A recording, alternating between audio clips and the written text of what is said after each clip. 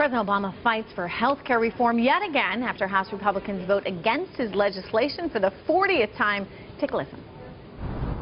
Our broken health care system threatened the hopes and the dreams of families and businesses across the country who feared that one illness or one accident could cost them everything they'd spent a lifetime building.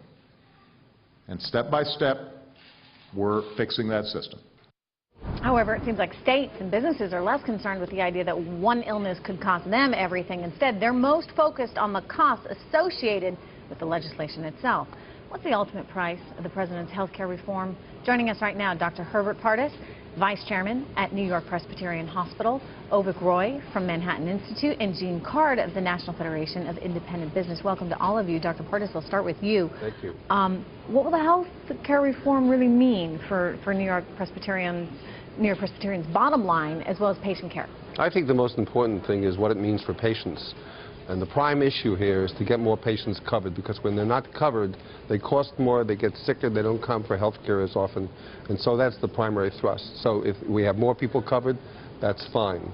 There are a whole variety of other things, like the idea that they eliminated the pre-existing condition exclusion for health insurance, the capping of lifetime benefit, the fact that people to age 26 could stay on their family insurance. I think those are all good things. What do you think it means for the industry, though? You're going to get more people covered, ideally, but there are certain costs associated with this, including the fear among many that you're going to run into a two-tiered health care system. Well, I think that's a concern. We don't want to undercut quality, and New York-Presbyterian is, pardon the bias, one of the most distinguished quality hospitals, and we want to keep it that way. So what we're doing as a hospital, as many others are, is trying to take out costs. We agreed to take out costs when the ACA was developed. We're doing it. We're going to take out $1 billion from New York-Presbyterian, and we're going to do everything we can to protect quality and make it even better, because there are efficiencies you can find. Yeah. I guess, you know, Avik, the big concern here is without any kind of market force really in play when it comes to health care, Obamacare now as it's known, the danger is that your costs really can't be controlled, that in fact they could spiral out of control. What are your concerns on that? Yeah, so I mean, I think well, one of the reasons why hospitals were really behind the Affordable Care Act and supported it is because the law dragoons a lot more taxpayer resources and a lot more public resources to spend on health care, of which about 40% goes to hospitals. Dragoons, is that a fair word? It is, absolutely. There's taxation, there's spending, there's the individual mandate. Well, I certainly don't think it's fair to say hospitals are doing that because of that. Hospitals are interested in taking care of patients. That's why we're in the business. Doctors go in because they want to give good health care. It's not because we're going to get more resources that we're in favor of the law. We want to see economies, and we want to see a sustained high quality. I think that's certainly what hospitals say, but I think a lot of other people are concerned that hospitals actually have too much market power and raise prices instead of focusing on affordable health insurance. I guess that's why about 10 hospitals went out of business in the last 5 or 10 years in New York. They have so much power. In the private sector, things go out of business all the time, but that doesn't mean that you coerce people to spend products. Well, listen, you can take me on my word of challenge. I'm telling you the reason I'm in this business, we're in this business, we want patients to be taken care of right, high quality, and get some costs out. And I'm sure that the rates you charge insurers have declined as a result of that. Or have they not? The rates we have the rates that New York-Presbyterian charge insurance gone up or down in the last 10 years? I think they're coming down somewhat. No, they've gone up every single year. In fact, the healthcare curve is flattening.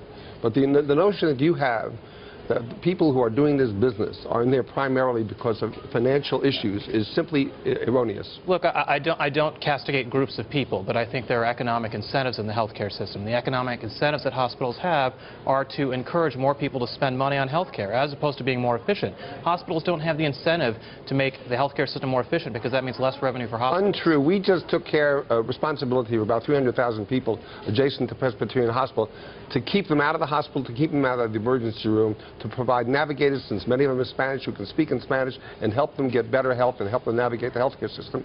And the results are reduced emergency room visits, reduced hospitalization. So why do you say we're necessarily just looking for more volume? The data is overwhelming, and there's no disagreement between the left and the right on how much we're spending on healthcare and how that's really the issue in our whole system. Taxpayer money, federal spending, and also private spending keeps going up. It's 18% of GDP, by far the highest in the developed world. Flattened the last 3-4 years because people are doing some good things. It needs to be a lot lower.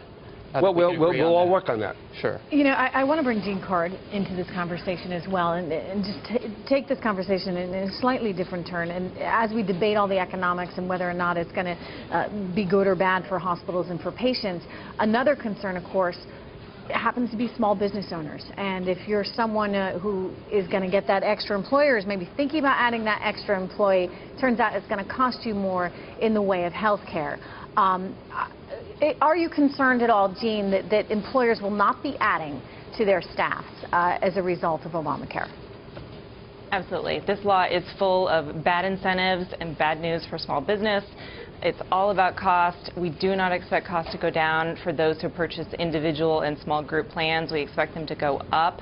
And in terms of the employer mandate, although it has been delayed, it remains a disincentive for hiring, which is bad for the economy. It's bad for the half of the economy that is small business, a sector that has very low optimism and is in bad shape. So it's all bad news for small business. This law is not just all about cost. This also is about quality, how to make quality better. We are well aware of the fact there are errors in hospitals. We want to correct them. We want to reduce readmissions. We want to do everything we can to make the health care in the country better.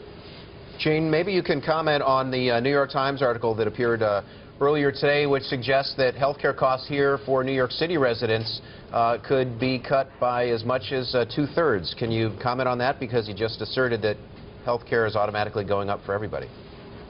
Yeah, I know the piece you're talking about, and I think it's important that people look past the headlines. It really depends on what marketplace you're looking at when it comes to cost. Some states are different than others in terms of what the premiums are for individuals and small groups.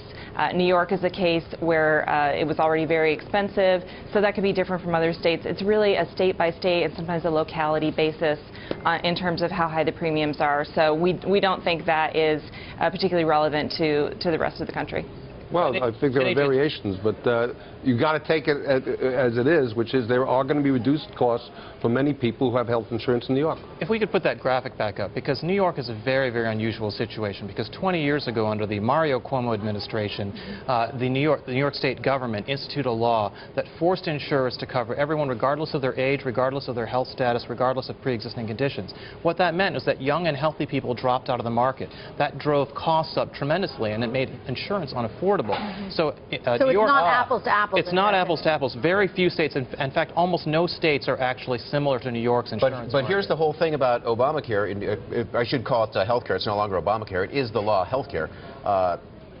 You're bringing more people into the system in order to spread costs out. So in theory, you are lowering across the board. Per unit. But you have to think about it on the individual basis, right? So if you're the healthy 25-year-old who goes to the doctor once a year and basically spends $200, $500 a year on health care, in New York State, you're now going to spend, because of the individual mandate, $4,000 a year on health insurance. That's not a good deal for you. But Adam is quite right, and that is that you have to bring more people into the market. You've got to solve a national problem. You have to make health insurance less expensive. And the problem with the Affordable Care Act is that all the regulations it imposes on the design of health insurance plans makes health insurance more expensive. You had the chart up about California. So today in California, you can buy a really good individual health insurance plan for $90 if you're 40 years old. If you're 25 years old, it's like $70. And now people are having to pay $250, $300. That's not a good deal for most young people. And that's why the president had to speak today to try to convince people that it is a good deal. Because if young people don't enroll, if they recognize that it's a bad deal for them, then the system will fall apart. Dr. Pardes, do you worry about that? Do you worry that the costs are going to be too significant and that young people won't participate? No, I think you're going to see many more people covered. It will be good for health care. It will also help people who have exorbitant rates because they have major diseases. So I don't share that concern. And I think what I do agree is that there's going to be variability all over the country. It's not the same in any one state than the other. Yeah.